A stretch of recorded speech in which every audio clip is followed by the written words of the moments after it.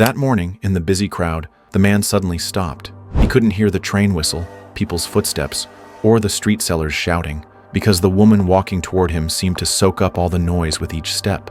A feeling that had been silent for years began to stir in that quiet. Why did her face feel so familiar? Where had he seen her before? Was it just a coincidence or his mind playing tricks? The man didn't dare move closer. A small voice inside him whispered, "Is she just a person? Or is she a symbol?" Jung's words came to mind. Our shadow is the dark part of our mind. Maybe this woman was his own dark shadow. He started to feel her not as a person, but as a missing piece of himself. Instead of seeing her eyes, he saw the emptiness inside himself. Every smile she gave sparked something in his heart, but that spark belonged to the hidden feminine side inside him. For days he sat on the same bench, watching people around him while listening to his own heartbeat. When she appeared at the same time, the book in her hand caught his eye, a thick volume by Jung, with chapter titles like Anima, Shadow, and Symbol. It felt like an invitation spoken in the language of his soul. Finally, he stood up and said, "I feel like I've seen you before." The woman stopped, turned her head, and gave a slight smile. Their conversation was short, but the silence held miles of meaning. Still, there was a problem. He loved not her, but the symbol she carried inside him. The woman was not living her own true feelings, but his own fantasies. Was their bond real, or just an illusion? These questions pulled him into the maze of his own mind.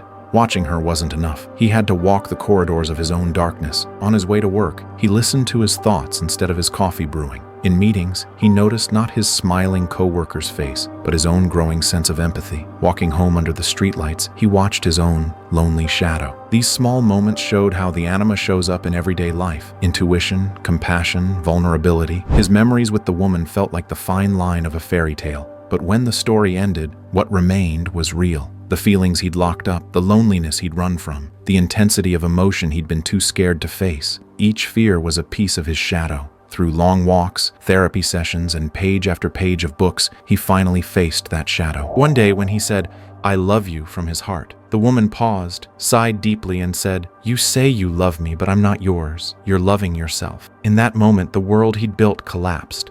She was no longer his compass. She was a real person.